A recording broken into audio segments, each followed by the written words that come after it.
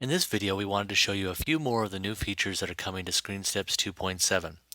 In our previous video, we showed you the new Copy Lesson to Clipboard, which allows you to paste lessons into emails or other documents, makes it much easier to communicate visually. In this video, we're going to show you a couple of the improvements that we've made to annotations.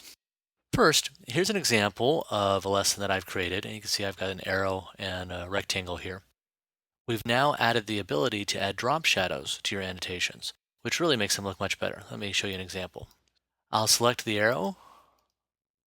Here's the inspector palette for that. I'll just click drop shadow, and you can see the effect. I'll apply that to the rectangle as well. And you can see here that that gives it a much nicer look. It pops the annotation up above the screen capture, makes it clearer what the annotations are. And you can add these to any type of annotation.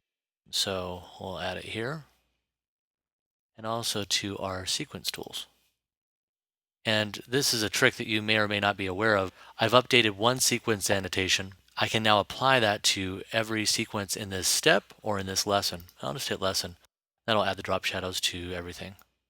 And I probably should have done that to the arrow as well. I'll just select that and I can apply it to the lesson as well.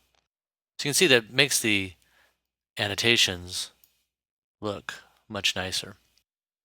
Another improvement we've added is smart selection.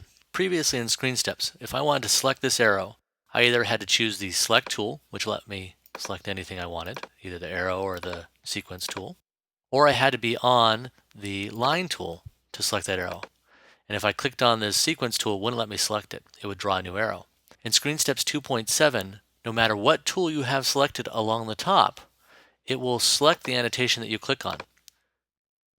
So it's not changing. Notice up here, it hasn't changed that I've got the line tool as my main tool, but it still lets me select this sequence tool and reposition it.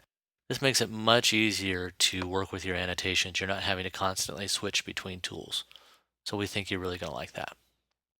That's it for this video. We'll be showing you some other improvements coming to 2.7 in the next couple of days. Thanks a lot.